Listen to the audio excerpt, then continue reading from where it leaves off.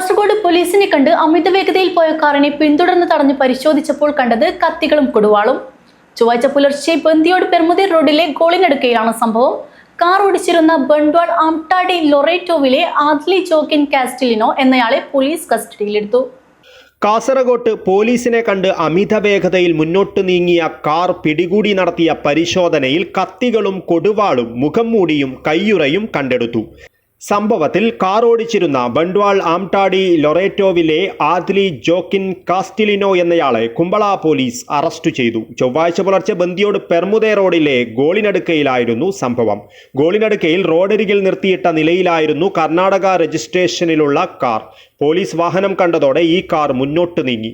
ഇതിൽ സംശയം തോന്നിയ പോലീസ് വാഹനം കാറിനെ മറികടന്ന് റോഡ് ബ്ലോക്ക് ചെയ്തു. കാർ ഓടിച്ചിരുന്ന യുവാവിനെ ചോദ്യം ചെയ്തുവെങ്കിലും വ്യക്തമായ മറുപടി ലഭിച്ചില്ല.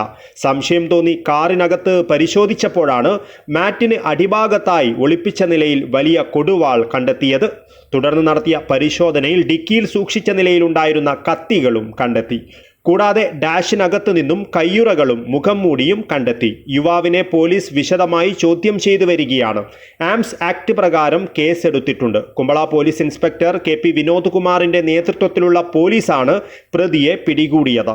SI Sreejesh, senior civil police officer Babu, driver Krishnaprasad എന്നിവരും പോലീസ് സംഘത്തിൽ ഉണ്ടായിരുന്നു. News bureau, Kasaragod.